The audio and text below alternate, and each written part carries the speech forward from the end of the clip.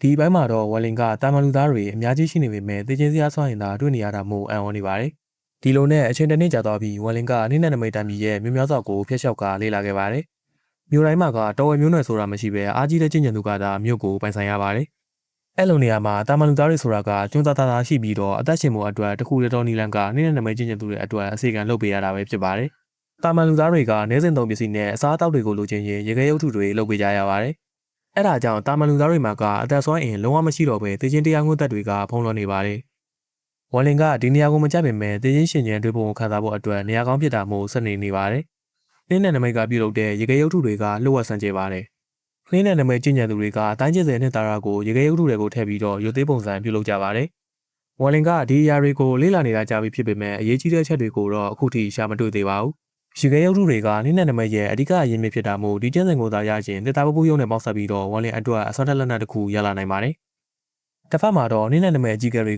ကကျူးချက်ပြီးကဘာသတင်းမှရမလာသေးတာမို့စိတ်ပူနေပါတယ်။အကြီးကဲ9ဦးကဟုန်တယ်နဲ့အတူကျူးချက်ပြီးကိုသွားကြတာနှင်းနဲ့ငယ်ကြပြီဖြစ်ပေမဲ့ဘာသတင်းမှအခုထိမကြားရသေးပါဘူး။ကျင့်ကြံမှုကိုမရမကားမြင့်တယ်နဲ့ကောင်းကင်ဆန့်ကျင်တဲ့လမ်းစဉ်ကအဲ့လောက်ပဲလွဲပါမယ်လေလို့အကြီးကဲတဦးကပြောနေပါတယ်။နှင်းနဲ့နမိတ်ကတိုင်းပြည်နေရာအသေးရထားပေမဲ့အစင်ကားတိုင်းပြည်ဖြစ်လာဖို့ကဒေတာပြောင်းလဲခြင်းအစင်းကျင့်ကြံသူအနည်းဆုံးတစ်ယောက်လိုအပ်ပါတယ်။အကြီးကဲတစ်ယောက်ကတော့ဒီကျင့်စဉ်ကအရန်ပုတ်ကြလုံးပြီးအခွင့်အရေးကတစ်ချိန်မှရှိတဲ့အပြင်ဒေတာပြောင်းလဲခြင်းအဆင့်ကိုရောက်ခဲ့ရင်တောင်နှစ်တရာသက်တမ်းပဲရှိမှလို့ပြောနေပါတယ်။အကြီးကဲတဦးကတော့တပိုင်းရင်အကြီးကဲတွေထဲမှာဒေတာပြောင်းလဲခြင်းအဆင့်ထွက်ပေါ်လာဖို့မျှော်လင့်နေပါတယ်။ဒေတာပြောင်းလဲခြင်းအဆင့်တစ်ယောက်ရှိမှသာနှင်းနဲ့နမိတ်တိုင်းပြည်အတွက်အချိန်နှစ်တရာထည့်ရမှာဖြစ်ပါတယ်။ဝါလင်ကနှင်းနဲ့နမိတ်ကိုင်းသားဟန်ဆောင်ပြီးတော့မြို့တစ်မြို့ကိုရောက်လာပါတယ်။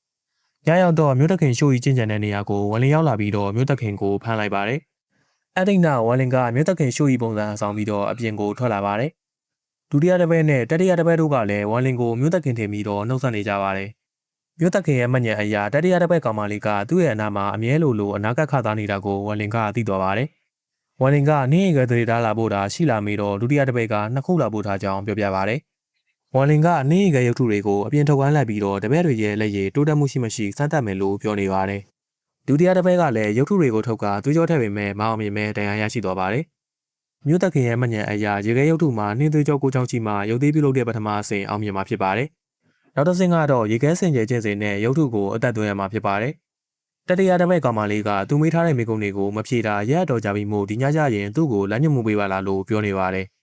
ဝါလင်ကမေးချင်ရင်ဒီနေရာမှာမေးလို့ပြောတော့တတိယတစ်ပတ်ကပြုစုခါနဲ့ထင်ပြီးတော့နမ်းဖို့လုပ်ပါတယ်။ဝါလင်ကလက်မခံပဲမောင်းထုတ်လိုက်တာမို့တတိယတစ်ပတ်လည်းကြောက်လန့်ပြီးတော့တောင်းပန်နေပါတယ်။အဲ့ဒီနောက်ဝါလင်ကဒုတိယတစ်ပတ်ကိုနှင်းသွေးကြောသွင်းတဲ့ကျင့်စဉ်ကိုဆက်လုပ်ခိုင်းပါတယ်။ဒါပေမဲ့မောင်အမြင်နဲ့အပြင်ရေခဲရုပ်ထုပါပြိုကျပျက်စီးသွားပါတယ်။မြို့သက်ခင်ရဲ့မညာရဆိုရင်ရေခဲစင်ကြဲကျင့်စဉ်ကစိတ်ကိုကျင့်ရတာဖြစ်ပြီးရေခဲကိုအယိုးဖြစ်တတ်မှတ်ကနှင်းနဲ့စိတ်ကိုစူးစီးရပါတယ်။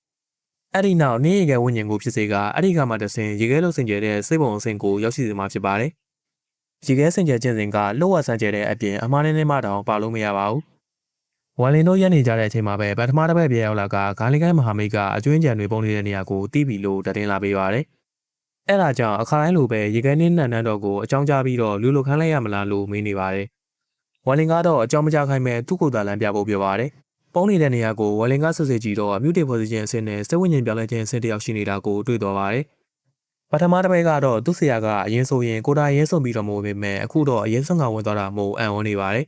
။ဝါလင်အထဲကိုရောက်တော့တာမင်းချက်တစ်ခုတွေ့တာမို့ရှေးရောက်တဲ့ဖျားတာမင်းချက်နဲ့ဖျက်ဆီးပစ်လိုက်ပါတယ်။အထက်ကဓားပြန်တွေနဲ့တက်ခိုက်လာတာမို့ဝါလင်ကဓားပြန်တွေကိုထိန်းချုပ်ကတက်ခိုက်တဲ့သူကိုပြန်တက်ဖို့ချိန်ထားလိုက်ပါတယ်။ဝါလင်ကိုတက်ခိုက်တဲ့သူကချင်းဝမ်ဖြစ်ပြီးတော့သူနဲ့အတူကြုတ်ရင်လည်းရှိနေပါတယ်။ချင်းဝမ်ကတော့သူဟာဟေးဝင်ကရဲ့တခင်လေးဖြစ်တာမို့သူ့ဆရာကိုမတက်ပဲသူ့ကိုယ်သာဖမ်းဖို့တောင်းဆိုပါတယ်။